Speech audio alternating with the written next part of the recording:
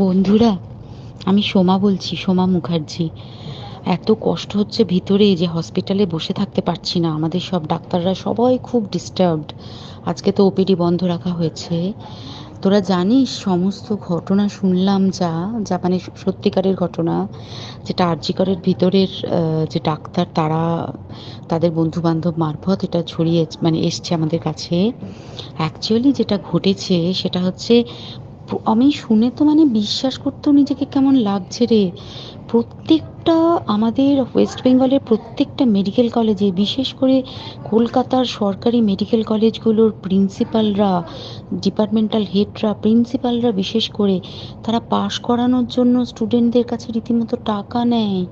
যেসব স্টুডেন্টরা, ইন্টার্নরা, পিজিটিরা যারা ভালো করে ক্লাস করে না বা থিসিস তারা জমা দেবে, পিজিতে তো থিসিস জমা দিতে হয়, তো যারা MBBS final year final pass করবে না সাপ্লি পাইয়ে দেবে, ইন্টার্নের কমপ্লিশন দেবে না, ইন্টার্ন হওয়ার পর কমপ্লিশন না দিলে তারা রেজিস্ট্রেশন নাম্বার পাবে না, এই সমস্ত ভয় দেখিয়ে টাকা পয়সা নেয়। সমস্ত জায়গাতেই এটা আছে। এর মধ্যে সব থেকে নিকৃষ্টের থেকেও নিকৃষ্টতম হচ্ছে সন্দীপ ঘোষ, প্রিন্সিপাল, যে তোর আমাদের কি বলে,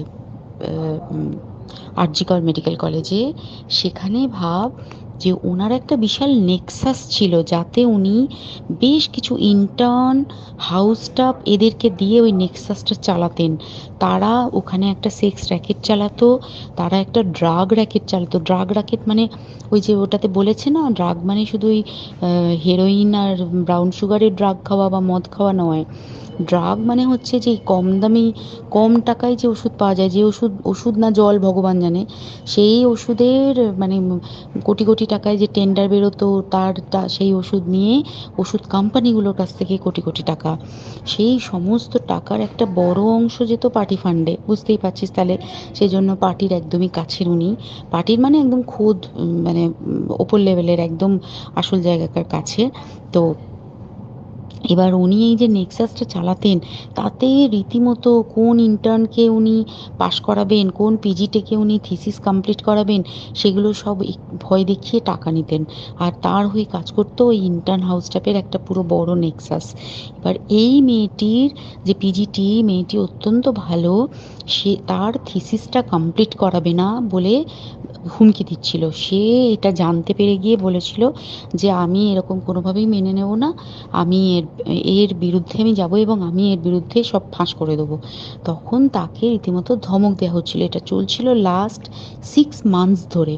6 মাস ধরে তাকে হুমকি দেওয়া, তার প্রতি মানে বেশি বেশি প্রথমের দিকে কি করছিল, অত্যাচার করছিল। মানে কীরকম, বেশি বেশি করে নাইট ডিউটি দিচ্ছে, at a stress 36 hours duty, বেশি বেশি করে নাইট, বেশি বেশি করে খাটানো, এবং এগুলো সব জানে ডিপার্টমেন্টাল হেড, চেস্টের যে ডিপার্টমেন্টাল হেড সেও জানে, সিনিয়র পিজিটিরা সবাই জানে।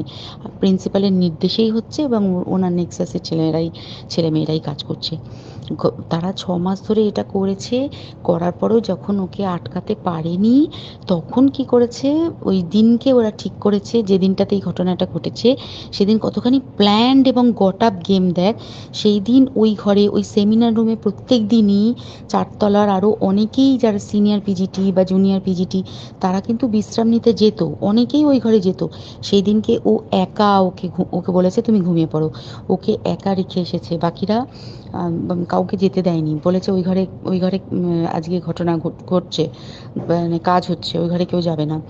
ওই ঘরে সেই দিনকে ওর সাথে যখন খাওয়া দাওয়া করেছে বাকি 4 জন, সেই 4 জনের মধ্যে একটি মেয়ে পর্যন্ত ছিল। সে কিরকম মেয়ে চিন্তা কর। এরা ডাক্তার না জানোয়ার জানি না, আমি জানোয়ার বললেও জানোয়ারদের অপমান করা হয়, কারণ জানোয়ার সমাজে এরকম কাজ হয় না। তো ডাক্তার না কি আমি বলতে পারবো না। সেই ইন্টার্ন মেয়েটি আরেকটি ইন্টার্নের গার্লফ্রেন্ড। তো তার সাথে ওই পিজিটি মেয়েটি প্রচুর ঝগড়া হয়েছে। ঝগড়া হওয়ার পরে তারা তো হুমকি টুমকি দিয়ে চলে গেছে, দিয়ে তারপর বলেছে তুমি ঘুমো। এবার ও তো আর জানে না, ভালো মনে শুতে এসেছে। তারপরে তারা গিয়ে মদ টদ খেয়েছে, 7-8 জন মিলে চড়াও হয়েছে। এবং তোরা জানিস যে প্রথমে তার হাত দুটোকে দুপাশে 2 জন ধরে রেখেছে, এবং সেই কাজে সেই মেয়েটিও সাহায্য করেছে, ইন্টার্ন মেয়েটি। 2 জন ওকে পা দুটোকে টেনে জরাসন্ধর মতো ছিঁড়ে ফেলেছে, মানে ছেঁড়ার মতো করে টেনেছে, যাতে পেলভিক বোন ভেঙেছে, কলার বোন ভেঙেছে। মানে কি বিপর্যস্ত মানে বিধ্বস্ত, কি নৃশংস অত্যাচার করেছে। ওকে উল্টো দিক করে শুইয়েছে, পিঠের ওপর দিয়ে বুট পরে হেঁটে গেছে, মাথাটাকে এমন থেঁতলেছে যে মানে স্কাল ফাল রাপচার হয়েছে। এই সমস্ত করার পরে শ্বাসরোধ করে তাকে মেরেছে। মেরে তারপরে আরও যেটা আরও ভয়ঙ্কর, যে একটা মৃত মানুষকে মিনিমাম ডিগনিটি দিতে জানে না, তারা নিচে এসে দেখেছে ওই সঞ্জয় তখন বসে মদ খাচ্ছিল অন্য আরও গ্রুপ ডি স্টাফদের সাথে। সঞ্জয় ছেলেটা হচ্ছে তার কাটা সঞ্জয় বলতো ওরা, ওকে বলে ফল গাই। মানে ওর একটু ওইসব আলুর দোষ আছে, ও যত্রতত্র যখন তখন প্রস্টিটিউট এলাকায় যায়। এবার দেখেছে যে একে দিয়ে যদি একটা রেপ করিয়ে দিতে পারি তাহলে ঘটনার মোড়টা অন্যদিকে ঘুরে যাবে। এইবার ওকে বলেছে, যা সেমিনার রুমে তোর জন্য রেখে এসেছি, যা তুই এবার গিয়ে কাজ করে দিয়ে আয়। ও এসে ওই ডেড বডিকে রেপ করেছে যাতে তার ভ্যাজাইনাতে সিমেন্ট পাওয়া যায়। তো এবার এই হচ্ছে, প্লিজ আমি নাম করে ফেললাম সব কিছুই। কতজন আমি যে নামগুলো পাঠিয়েছি এই সব ডাক্তাররা, এরা সব জড়িত জানিস। কিন্তু কেউ কোনো প্রমাণ নেই, প্রমাণ লোপাটের জন্য সেদিনকে ওই ইন্টার্ন এবং ডাক্তাররা যে ওইখানের যে বাথরুমটাতে হাত পা ধুয়েছে, রক্ত ধুয়েছে, সেইটাকে সাত তাড়াতাড়ি প্রমাণ লোপাটের জন্য ওই দেওয়ালকে ভেঙে দিয়ে তার মানে ওই বাথরুমের জায়গাটাকেই ভাঙতে হচ্ছে ওদের। ওখানে নাকি ওরা রুম বানাবে, কালকে দেখেছিস তোরা খবরে। আর বেশি বলতে পারছি না, মানে তোরা তো সবাই প্রোটেস্ট করিস, আমরা তো আমাদের দিক থেকে করছি, কিন্তু কিছুই হবে না, এই পোড়া দেশে কিছুই হবার নেই, শুধু ভেতরে ভেতরে গুমড়ে গুমড়ে কষ্ট পাওয়া।